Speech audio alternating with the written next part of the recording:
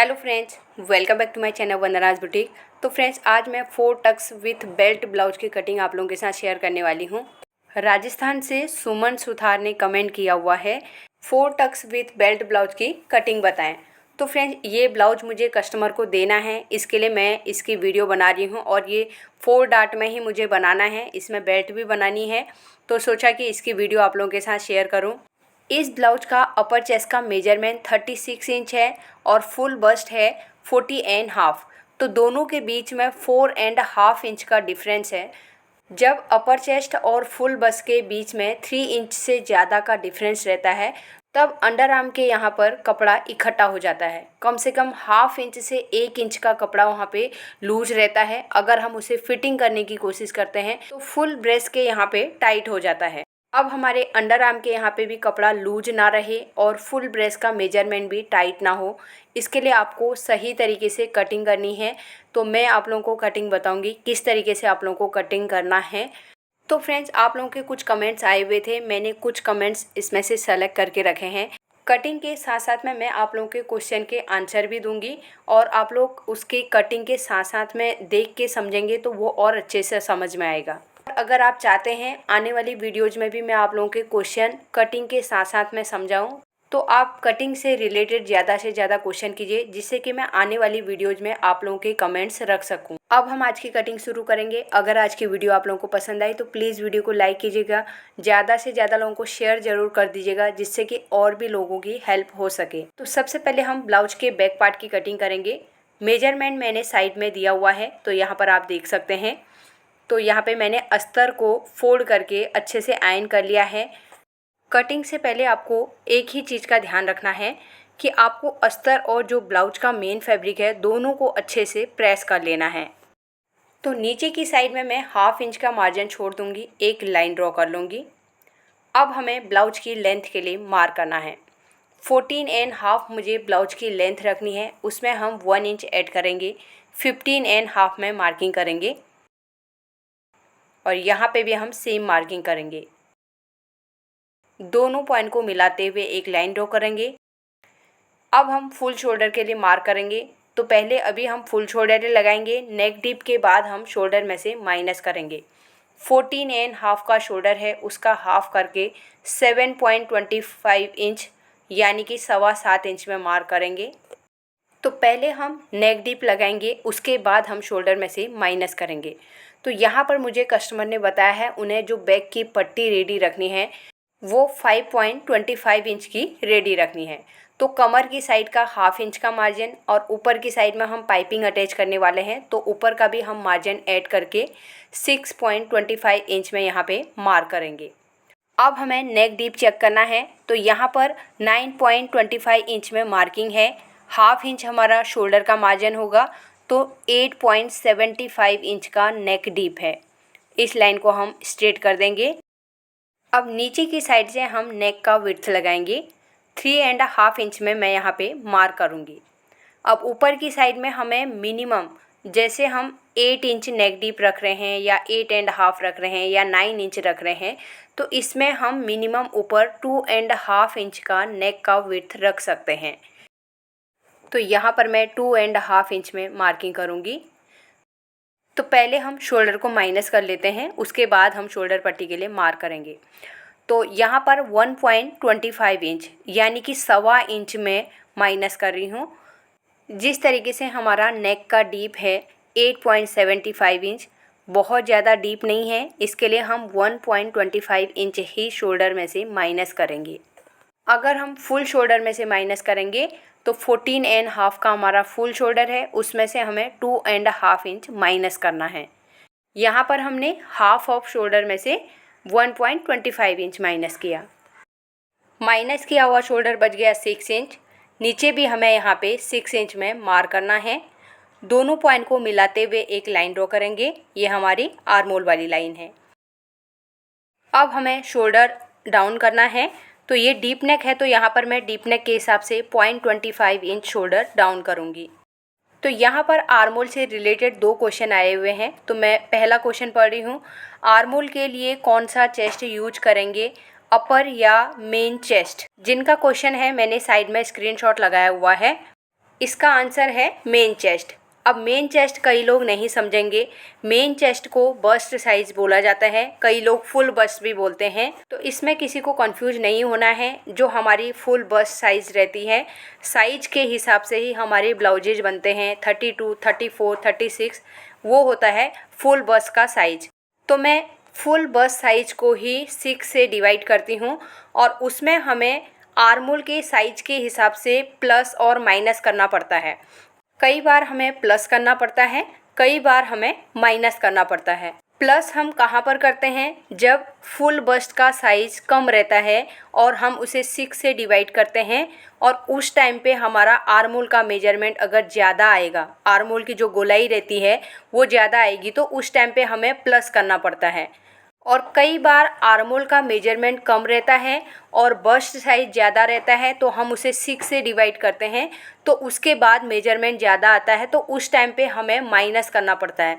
हमारे आर्मोल की गोलाई के हिसाब से हमें उसे कम करना पड़ता है।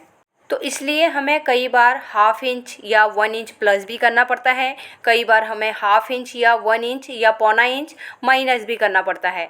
तो वो हमारे चेस्ट के साइज के ऊपर रहता है, कितना कम है और कितना ज़्यादा है, और आर्मोल की हमारी कितनी गोलाई है, उसके हिसाब से हमें आर्मोल डाउन करना पड़ता है। दूसरा कमेंट आया है, जब आप आर्मोल का नाप लेते हो तो ब्लाउज रखते हो या जितना है उतना ही रखते हो, ड्रेस और ब्लाउज दोनों में? तो इनका भी स्क्रीनशॉट मैंने साइड में लगाया हुआ है। तो इसका आंसर है, मैं ब्लाउज को रख के आर्मोल की कटिंग नहीं करती हूँ। जब मुझे ब्लाउज से नाप लेना रहता है तो मैं ब्लाउज का एक साइड से आर्मोल का नाप लेती हूँ। जितना भी उसका मेजरमेंट आता है वो हमारा आर्मोल का हाफ होता है। उसका हाफ साइड हमारा फ्रंट साइड में रहता है। अगर पूरा गोल रहेगा तो हमारा फुल मेजरमेंट आ जाएगा, लेकिन ब्लाउज से नाप लेने के टाइम में हमें हाफ साइड से ही नाप लेना पड़ता है, एक साइड से, शोल्डर से लेके आर्मोल के पॉइंट तक। जब हम ब्लाउज से आर्मोल का नाप लेते हैं तो उसमें हमें लूजिंग ऐड नहीं करनी पड़ती है। अगर हमारा 18 इंच का आर्मोल है तो एक साइड में हमारा 9 इंच आएगा, तो हमें वो 9 इंच फिक्स रखना पड़ेगा। और हम बॉडी से लेते हैं तो उसमें फिर हमें ½ इंच का लूजिंग ऐड करना पड़ता है। अगर 17 इंच का आपने आर्मोल बॉडी में लिया है तो उसमें ½ इंच का लूजिंग देना है, 17.5 हो गया। 17.5 का हाफ करके आपका 8.75 इंच यानी कि 8.25 इंच रेडी आना चाहिए एक साइड का आर्मोल। तो मैं अभी आप लोगों को मार्किंग के साथ में बताऊंगी किस तरीके से आर्मोल को नापना चाहिए। तो उम्मीद करती हूँ आर्मोल से रिलेटेड आप लोगों के ये क्वेश्चन आप लोगों को समझ में ज़रूर आए होंगे। तो पहले क्वेश्चन से रिलेटेड तो बहुत सारे क्वेश्चन आते रहते हैं, कई बार मुझे कमेंट भी आ रहे हैं, आप कहीं पर ½ इंच प्लस करते हो, कहीं पर 1 इंच प्लस करते हो। तो आर्मोल के मेजरमेंट के हिसाब से हमें कम ज़्यादा करना पड़ता है। तो चाहे तो आप लोग पहले वाले क्वेश्चन को 2 से 3 बार 4 बार सुन लीजिए, मैंने उसमें क्या बोला हुआ है। अब हम आगे की मार्किंग शुरू करते हैं। तो यहाँ पर हमें आर्मोल डाउन करना है। तो आर्मोल डाउन करने के लिए मैं फॉर्मूला लगा रही हूँ, सेम इसी तरीके से आप लोगों को करना है। यहाँ पर बस्ट साइज है 40.5, उसे हम 6 से डिवाइड करेंगे तो 6.75 इंच आता है, यानी कि 6.75 इंच आया। उसमें से हमें ½ इंच माइनस करके फिर मार्किंग करना है।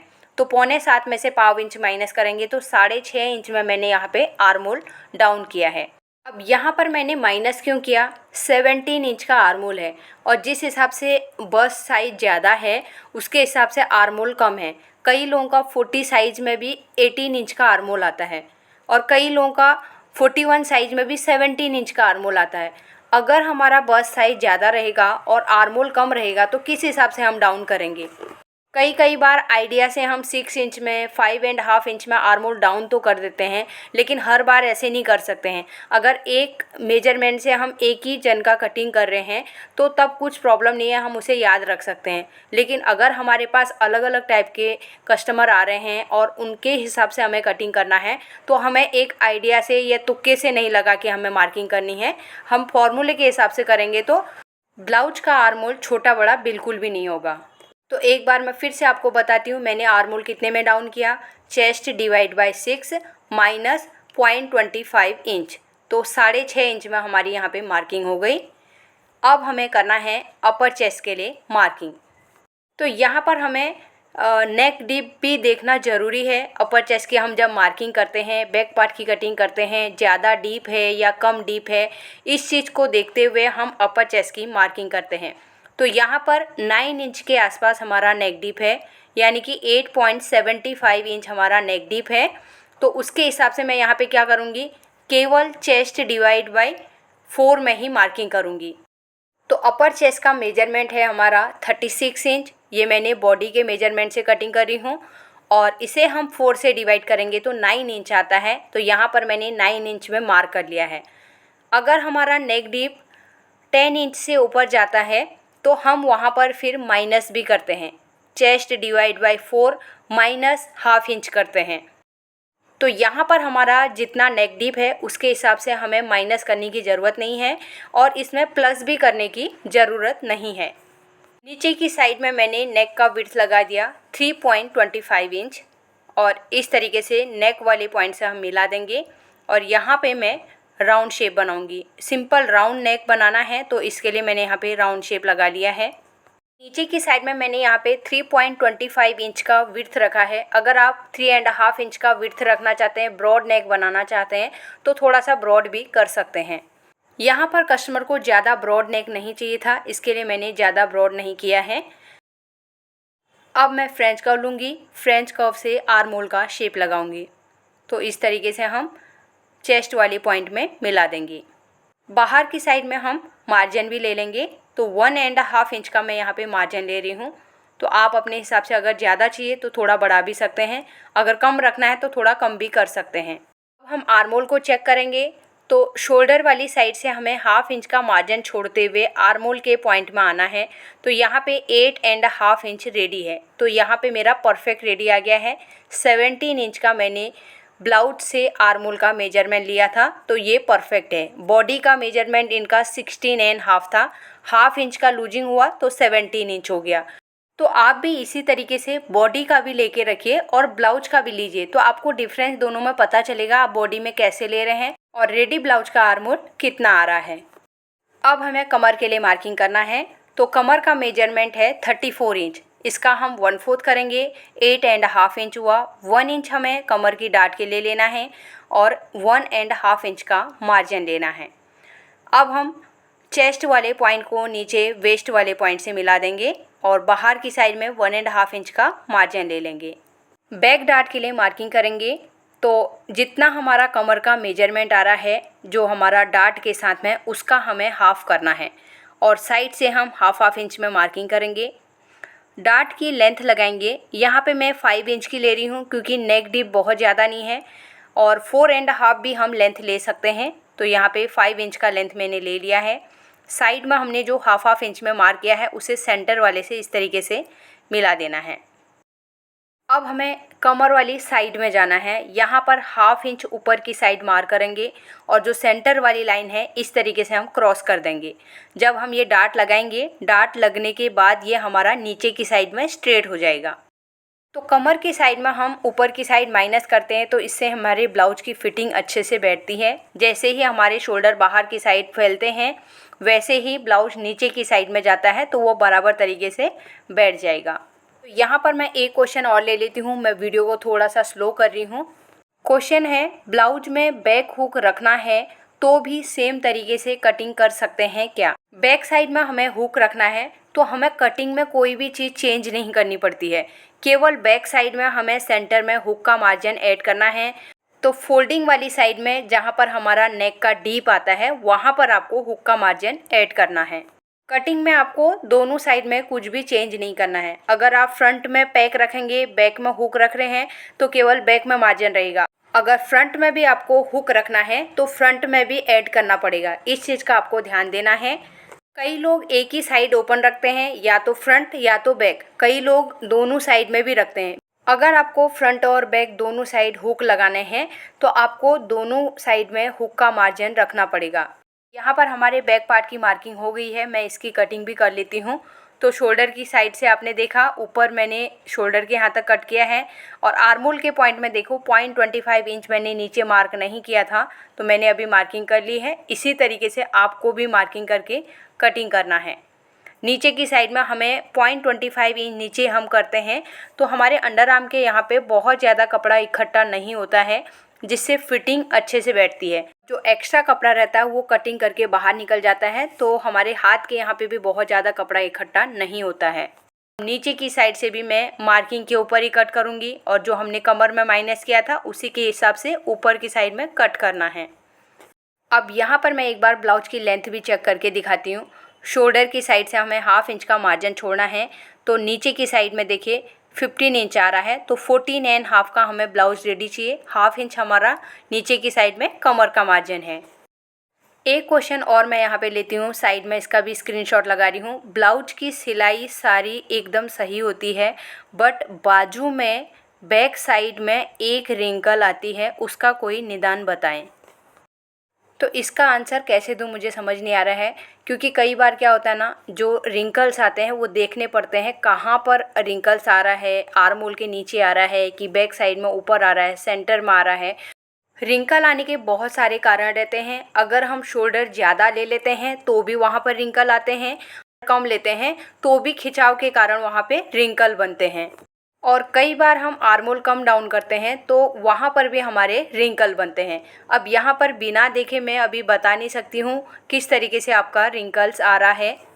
तो एक ही चीज़ मैं आपको बता सकती हूँ, आपने देखा कि रिंकल कहाँ पे आ रहा है, आप उस रिंकल को पकड़ के बाहर की साइड निकालने की कोशिश कीजिए। कहाँ पर से निकल रहा है, अगर बाहर की साइड में वो निकल रहा है तो समझिए कि आपने ज़्यादा लिया हुआ है, हल्का सा आपको आर्म होल कट करना पड़ेगा।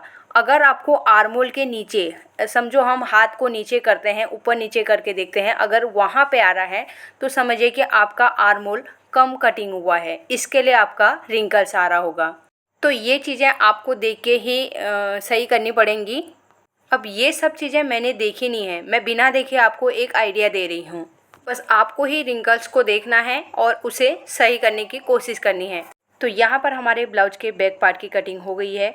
तो फ्रेंड्स, अब मैं आप लोगों को स्लीव्स की कटिंग बताऊंगी। अभी यहाँ पर देखिए, अभी 17 मिनट की वीडियो बन चुकी है। अगर मैं फ्रंट पार्ट आप लोगों को इसी में दिखाऊंगी तो बहुत ज़्यादा लंबी वीडियो हो जाएगी। तो फ्रंट पार्ट की कटिंग मैं आप लोगों को इसके बाद आने वाली नेक्स्ट वीडियो में शेयर करूंगी, उसकी स्टिचिंग भी शेयर करूंगी। तो आज की वीडियो में केवल मैं बैक पार्ट और स्लीव्स की कटिंग करके इन दोनों की स्टिचिंग आप लोगों के साथ शेयर करूँगी। पहले हमने सोचा था कि हम फ्रंट पार्ट की भी कटिंग करेंगे, लेकिन अभी जिस हिसाब से मैंने आप लोगों के कमेंट्स के आंसर दिए उसके हिसाब से वीडियो थोड़ी लंबी हो गई है। लेकिन आप लोगों के लिए ये बहुत ज़्यादा इम्पोर्टेंट है। आर्म होल के ऊपर आप लोगों के बहुत सारे डाउट्स आ रहे हैं, इसके लिए मैंने बीच बीच में आप लोगों के कमेंट्स के साथ में आंसर दिया। अब हम स्लीव्स की कटिंग करेंगे। तो यहाँ पर मैंने अस्तर को फोल्ड करके रखा है। एक साइड में हम जॉइंट लगाएंगे बैक साइड में, क्योंकि ये छोटा पना है, इसके लिए हमें दोनों साइड जॉइंट नहीं लगाना है, केवल बैक साइड में जॉइंट लगाना है। स्लीव्स की लेंथ के लिए मार्किंग करेंगे। तो 10 इंच का हमें स्लीव्स का लेंथ रखना है, तो हम 11 इंच में मार्किंग करेंगे। तो नीचे वाली जो फर्स्ट वाली लाइन है ना, नीचे की साइड में, वो हमारा मार्जिन के साथ में है, इसके लिए उस लाइन को पकड़ते हुए हमें 11 इंच को रखना है। अब यहाँ पर से हम आर्म होल डाउन करेंगे 3.75 इंच में, और यहाँ से हम लाइन को स्ट्रेट कर देंगे। इस लाइन को भी हमें आगे की साइड में बढ़ा देना है। स्लीव्स के राउंड के लिए मार्किंग करेंगे। 10.5 इंच स्लीव्स का राउंड है, उसका हाफ करके 5.25 इंच में मार्क करेंगे और 1.25 इंच का मार्जिन ले लेंगे। तो आज मैं आर्म होल कटिंग करने का एक अलग तरीका आप लोगों को बता रही हूँ, तो आप इस तरीके से एक बार ट्राई कर सकते हैं। 17 इंच का मेरा यहाँ पे आर्म होल है, उसका पहले हम हाफ करेंगे 8.5, उसमें से हमें 1 इंच और माइनस करना है, तो 7.5 हो गया। तो यहाँ पे मैं 7.5 इंच में मार्क करूँगी। ये हुआ हमारा आर्म होल का पॉइंट। अब उस आर्म होल के पॉइंट से हमें 0.75 इंच अंदर की साइड में मार्क करना है। अब ऊपर वाली साइड में आएंगे, यहाँ पर से हम 1.5 इंच में आगे की साइड में मार्क करेंगे। अब यहाँ पर मैं फ्रेंच कर्व से ही आर्म होल का शेप लगाऊंगी। तो इस तरीके से हमें फ्रेंच कर्व को रखना है और नीचे की साइड में लाइन ड्रॉ कर लेनी है। अब नीचे की साइड में जाके हम फ्रेंच कर्व को उल्टा करेंगे और इस तरीके से शेप लगाएंगे। तो एक बार मैं फिर से हाथ से शेप दूंगी। इस तरीके से करते हुए हम आर्म होल के पॉइंट से बाहर की साइड निकाल देंगे। अब नीचे की साइड में हमें 1/2 इंच अंदर की साइड में इस तरीके से मार्क करना है।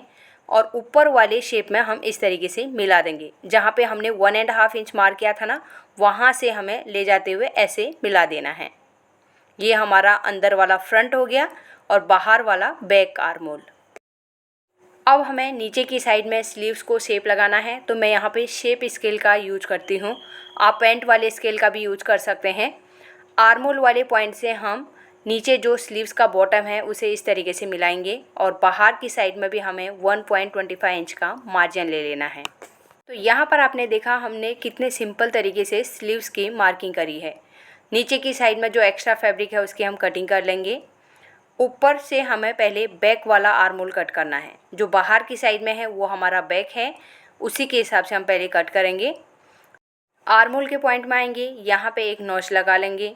अब हमें शोल्डर में यहाँ पे स्लीव का जो सेंटर है यहाँ पे भी एक नॉच लगा लेना है। बाहर की साइड में जो हमने 1.25 इंच का मार्जिन लिया था इसे हम रख लेंगे और बाहर का एक्स्ट्रा फैब्रिक कटिंग कर लेंगे। अब देखिए बैक साइड में हमें जॉइंट लगाना है, तो हम एक फैब्रिक ले लेंगे, कटिंग करके हम रख लेंगे, तो बाद में फिर हमें कटिंग करने की ज़रूरत नहीं पड़ेगी। अब मैं अस्तर लूँगी और इस तरीके से इसके ऊपर रख लूँगी। यहाँ पर हमें 1/2 इंच जितना स्टिचिंग में देना है ना, उतना फोल्ड कर लेना है। उसके बाद हम इस तरीके से रखेंगे। और बाहर की साइड में भी अभी मैं रफली कट कर रही हूँ, एकदम फिक्स मार्जिन नहीं कट कर रही हूँ। कई बार हमारे सिलने में और उसमें फ़र्क पड़ता है तो थोड़ा बहुत कम हो जाएगा, इसके लिए हम थोड़ा सा बड़ा ही कट करेंगे। तो यहाँ पे मैं 0.25 इंच एक्स्ट्रा ले रही हूँ और यहाँ से ऊपर से कट कर लेंगे। तो ये हमारे स्लीव्स की कटिंग हो गई है। अब यहाँ पे मैंने एक बार अस्तर इसके साथ में रहे इसके लिए इसमें पिन अटैच करके रखा है। अभी हमें बैक पार्ट के साथ में इसको चेक करना है। हमारा बैक पार्ट का आर्म होल और स्लीव्स का आर्म होल सेम आना चाहिए। यहाँ पर मैंने बैक पार्ट ले लिया है। शोल्डर की साइड में 1/2 इंच स्टिचिंग का हम छोड़ देंगे और इस तरीके से हम स्लीव्स को रखते हुए घुमाएंगे। ब्लाउज के आर्म होल के पॉइंट में स्लीव्स के आर्म होल का पॉइंट आना चाहिए। तो एक बार फिर से मैं आपको चेक करके दिखाती हूँ। तो देखिए किस तरीके से मैं चेक कर रही हूँ।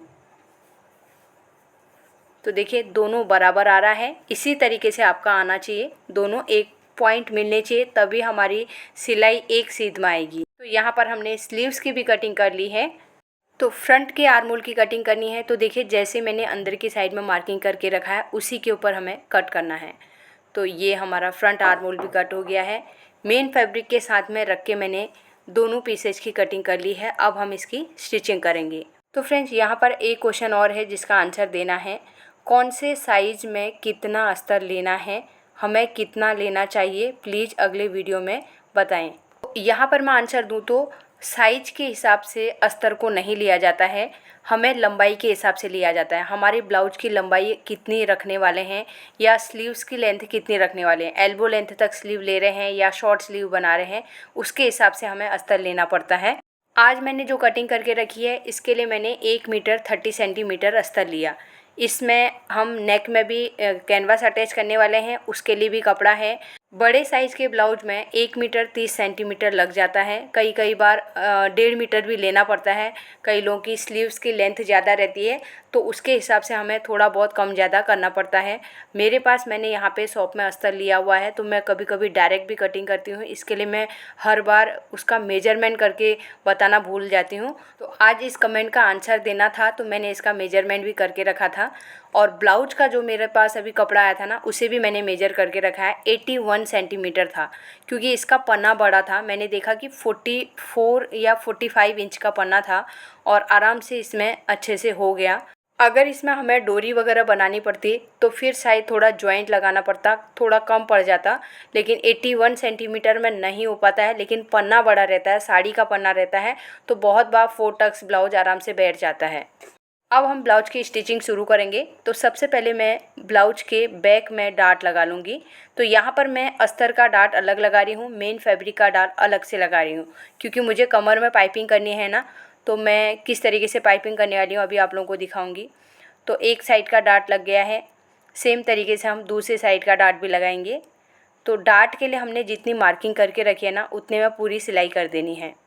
तो ऊपर की साइड में आके हमें 1 से 1.5 इंच का जो धागा रहता है वो छोड़ना है, नहीं तो तुरंत हमारी जो हमने डार्ट लगाया है वो खुलने लग जाएगा। तो यहाँ पर देखिए मैंने मेन फैब्रिक में भी सेम तरीके से डाट लगा लिया है जैसे हमने अस्तर में लगाया था। अब मुझे पाइपिंग लेनी है, तो मैं ये रेडीमेड पाइपिंग ले रही हूँ। जो मैं बनाती हूँ पाइपिंग वो मैं डायरेक्ट लगाती हूँ, लेकिन रेडीमेड में जो उसकी पट्टी रहती है बहुत कम रहती है। अगर हम इसे डायरेक्ट लगाएंगे ना तो इसके धागे निकलने लग जाते हैं और ये थोड़ा चुभता भी है। तो देखिए पहले मैं ब्लाउज के कमर में इस तरीके से इसे अटैच कर लूँगी। अभी हमने अस्तर वाला फैब्रिक नहीं लिया है, ये मेन फैब्रिक लिया है, उसके ऊपर रख के मैं पाइपिंग को पूरा कमर तक अटैच कर लूँगी। तो मेन ब्लाउज के फैब्रिक में पाइपिंग को अटैच कर लिया है। अब इसके ऊपर रखना है हमें अस्तर को। अब अस्तर का देखिए जो हमने डाट लगाया था ना वो डाट वाली साइड हमारी ऊपर की साइड में है। जब हम इसे पलटेंगे तो हमारी सीधी साइड आनी चाहिए फिर, तो डाट दोनों के अंदर की साइड में कवर हो जाएंगे। तो देखिए सेम तरीके से हमें अस्तर को भी अटैच कर लेना है। अब हमें अस्तर को एक साइड करना है और ब्लाउज का मेन फैब्रिक एक साइड हो जाएगा। तो जो अस्तर वाली साइड है उस साइड में हमें धार स्टिच लगानी है। इस तरीके से हम सिलाई लगा के बाहर निकाल देंगे। अब हमें अस्तर को भी अंदर की साइड में पलट देना है और किनारे में हमें धार स्टिच लगाना है। तो इससे ब्लाउज में फिनिशिंग भी बनी रहती है। तो यहाँ पर मैं लगा रही हूँ सिलाई, जिससे कि हमारी पाइपिंग ढकेगी नहीं। कई बार क्या होता है ऊपर से कपड़ा हल्का सा भी लूज रहेगा तो लटकने लगता है, फिर हमारी पाइपिंग नहीं दिखेगी। इसके लिए मैं यहाँ पे किनारे में धार स्टिच लगा रही हूँ। अब हम ब्लाउज को चारों तरफ से कच्चा कर लेंगे। तो इस तरीके से एक साइड से हम सिलाई लगाना स्टार्ट करेंगे। तो फ्रेंड्स यहाँ पे ध्यान रखना है हमारा अस्तर का फैब्रिक हमें अच्छे से रखना है, जिससे कि अंदर की साइड में ब्लाउज एक्स्ट्रा बिल्कुल भी ना रहे। कई बार क्या होता है हम लोग थोड़ा भी इधर उधर खींच देते हैं तो ब्लाउज का मेन फैब्रिक क्या होता है अंदर ही रह जाता है, जिसकी वजह से अंदर रिंकल्स वगैरह आ सकते हैं। तो इस तरीके से हमें हाथ से अस्तर को सेट करते रहना है और सिलाई लगाती रहनी है। तो इसी तरीके से मैं पूरे ब्लाउज में सिलाई लगा लूँगी। तो देखिए ये शोल्डर की साइड हम निकाल देंगे। अब हमें घुमाना है, शोल्डर के यहाँ पे करना है और आर्म होल की साइड को आएंगे। इस तरीके से हम हाथ से बाहर की साइड में करेंगे एक्स्ट्रा जो फैब्रिक है, और इस तरीके से घुमाते हुए हम आएंगे यहाँ पे और नीचे की साइड में सिलाई को लेके आएंगे। तो ये पूरे बैक पार्ट में मैंने सिलाई लगा ली है। तो यहाँ पर आप देख सकते हैं मैंने ब्लाउज को एक बार अच्छे से प्रेस कर लिया है। साइड में जितना भी एक्स्ट्रा फैब्रिक है इसकी हमें कटिंग कर लेनी है।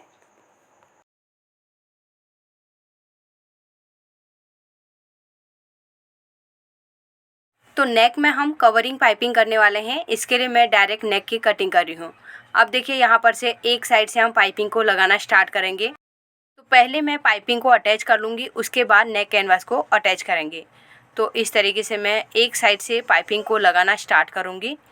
पाइपिंग से रिलेटेड एक कमेंट भी आया हुआ है, गोल गले में पाइपिंग लूज पड़ती है। तो यहाँ पर थोड़ा कमेंट में शब्दों का चेंज हुआ है, तो पता नहीं शायद यही लिखना चाह रहे होंगे, तो मैं इसके लिए यहाँ पे बता देती हूँ। तो देखिए मैं अभी गोल गले में ही पाइपिंग अटैच कर रही हूँ। तो किस तरीके से हमें करना है, हल्के हाथ से हमें लेना है, पाइपिंग को खींचना नहीं है और सिंगल फुट का यूज करना ज़रूरी है। कई बार हमारा सिंगल फुट और सुई के बीच में जितना गैप रहना चाहिए ना उससे ज़्यादा गैप रहता है, तो हमारी पाइपिंग भी लूज पड़ जाती है। अगर आपकी पाइपिंग एक बार में लूज पड़ती है तो आप दोबारा क्या करेंगे वो थोड़ी देर में मैं आप लोगों को बताने वाली हूँ। तो मैंने नेक में पाइपिंग को अटैच कर लिया है। अब मैंने कैनवास कटिंग करके रखा है। तो इस तरीके से पहले सेंटर निकालना है और एक साइड से हम इसे अटैच करना स्टार्ट करेंगे। तो यहाँ पर अभी आपको नीचे की साइड से पाइपिंग दिखाई नहीं दे रहा होगा, लेकिन 1 फुट का गैप तो मिनिमम है उसमें। इसके लिए मैं उसी के आइडिया के हिसाब से यहाँ पे पाइपिंग को अटैच कर रही हूँ। तो इस तरीके से हम सिलाई लगाते हुए दूसरी साइड की तरफ निकल जाएंगे। अब मैं आपको बताती हूँ, अगर एक बार पाइपिंग अटैच करने के बाद भी आपके पाइपिंग और कपड़े के बीच में गैप आ रहा है तो आप ब्लाउज को उल्टे साइड की तरफ से इस तरीके से फिर से एक बार सिलाई लगा लीजिए। तो यहाँ पर हमको पाइपिंग का पता चल जाता है, थोड़ा बहुत पाइपिंग दिखती है तो उसके किनारे किनारे में सिलाई को लगा लेना है। तो इससे जितना भी आपका गैप रहेगा ना वो ख़त्म हो जाएगा। अब अंदर की साइड में जो हमने 0.25 इंच का कपड़ा रखा हुआ है इसके ऊपर हम कट लगा लेंगे। गोल गले में हमें अंदर की साइड में इस तरीके से कट लगाना ज़रूरी है। अगर आप पाइपिंग अटैच करें तब भी आपको कट लगाने हैं, अगर नहीं कर रहे हैं तब भी आपको कैनवास में भी कट लगाना पड़ेगा, तभी आपका नेक एकदम फिनिशिंग के साथ में अंदर की साइड पलट जाएगा। और उससे अच्छी और फिनिशिंग लानी है तो आपको क्या करना है, इस तरीके से मैंने नेक कैनवास को बाहर की साइड पलट के मैं किनारे में धार स्टिच लगा रही हूँ ना, तो इस तरीके से आप एकदम किनारे किनारे में, पाइपिंग के ऊपर सिलाई नहीं चढ़नी चाहिए, केवल नेक कैनवास के किनारे में हमें सिलाई लगानी है। तो इस तरीके से लगाते हुए सिलाई मैं शोल्डर की साइड को निकाल दूंगी। तो अभी मैं बैक पार्ट को साइड कर लेती हूँ और यहाँ पर देखिए अभी मैं स्लीव्स में पाइपिंग को अटैच करूँगी। यहाँ पर भी हमें कवरिंग करना है, लेकिन बॉर्डर के नीचे हमारा थोड़ा जो पिंक कलर का कपड़ा है ना थोड़ा सा ज़्यादा है, तो इसके लिए मैं पाइपिंग और जो बॉर्डर है उसके बीच में थोड़ा पिंक कलर का गैप रखूँगी, जिससे कि पाइपिंग हमारी और उठ के दिखेगी। हम नीचे की साइड में कटिंग भी कर सकते थे, लेकिन यहाँ पर अगर सेंटर में पाइपिंग और बॉर्डर के बीच में पिंक कलर रहेगा तो थोड़ा सा और पाइपिंग अच्छे से दिखेगा। अगर हम बॉर्डर के साथ में अटैच कर देंगे तो फिर वहाँ पे एकदम से बॉर्डर से मैच करेगा। तो यहाँ पर कपड़ा है तो इसके लिए मैं रख रही हूँ, अगर जब नहीं रहता है तो फिर नहीं रख सकते हैं। अब देखिए एक साइड पाइपिंग अटैच करने के बाद मैंने उसके ऊपर अस्तर को रख लिया है, तो फिर से हमें सेम तरीके से सिलाई लगानी है। तो ज़्यादातर अगर पाइपिंग वाला रहता है तो मैं सिंगल फुट का ही यूज करती हूँ। तो देखिए अब हमें अस्तर को बाहर की साइड ओपन करना है, किनारे में धार स्टिच लगाना है, इसे हम पलट लेंगे और अच्छे से प्रेस कर लेंगे। तो अभी आप देख सकते हैं हल्का सा बीच में एक लाइन जैसी आ रही है, पाइपिंग जैसा ही दिख रहा है, लेकिन वो ब्लाउज का ही कपड़ा आ गया तो वो दिखने में थोड़ा सा अच्छा लग रहा है। तो अब हम स्लीव्स को भी एक साइड से सिलाई लगाना स्टार्ट करेंगे। इस तरीके से सिलाई लगाते हुए हम किनारे में एकदम सिलाई लगानी है, क्योंकि ये हम ऐसे ही कच्चा कर रहे हैं, इसे 5 नंबर का स्टिच लगाना है इसमें। तो इस तरीके से करते हुए हम दूसरी साइड को तो निकाल देंगे और नीचे की साइड में हम लेके आएंगे। अब यहाँ पे जितना भी एक्स्ट्रा फैब्रिक है उसे हम कट कर लेंगे। सेम तरीके से मैं दूसरा स्लीव्स भी रेडी कर लूँगी। तो यहाँ पर अभी मैं दूसरा स्लीव्स नहीं दिखाऊंगी। अब यहाँ पर आप देखिए स्लीव्स में पाइपिंग अंदर की साइड में चला गया तो फिनिशिंग कितनी अच्छी आ रही है। और यहाँ पे देखिए जो पिंक कलर दिख रहा है ना बॉर्डर और पाइपिंग के बीच में, अगर हमारे बॉर्डर के नीचे इस तरीके से कपड़ा बचता है, हम पाइपिंग अटैच कर रहे हैं, तो इस तरीके से हम कर सकते हैं। तो एक बार मैं बैक पार्ट भी आप लोगों को दिखा देती हूँ। यहाँ पर भी कमर में देखिए अंदर की साइड में पाइपिंग गया है। आज मैंने कमर में पट्टी अटैच नहीं करी है, डायरेक्ट मैंने किया है, क्योंकि जो ब्लाउज का फैब्रिक है ना थोड़ा सा जाड़ा है, तो मैंने उसको डायरेक्ट पलट दिया। नेक में मुझे पाइपिंग को कवर करना था, इसके मैंने नेक कैनवास को अटैच किया हुआ है, तो इससे ब्लाउज में फिनिशिंग भी आ जाती है। तो यहाँ पे मुझे दाब सिलाई भी देने की ज़रूरत नहीं पड़ी। और रेडीमेड में तो दाब सिलाई देंगे तो वो उसके धागे फटने लग जाते हैं अंदर की साइड में। तो यहाँ पर आपने देखा ब्लाउज का बैक पार्ट और स्लीव्स की कटिंग। इसके फ्रंट पार्ट की वीडियो भी मैं जल्द ही अपलोड करूँगी, इसके बाद ही करूँगी। तो अगर आज की वीडियो आप लोगों को पसंद आई तो प्लीज़ वीडियो को लाइक कीजिएगा, ज़्यादा से ज़्यादा लोगों को शेयर ज़रूर कर दीजिएगा। और फर्स्ट टाइम मेरी वीडियो देख रहे हैं तो सब्सक्राइब करके बेल आइकन को प्रेस करना मत भूलिए, जिससे कि आपको आने वाली वीडियो का नोटिफिकेशन मिल जाएगा। तो मिलते हैं एक नई वीडियो के साथ में। Thanks for watching.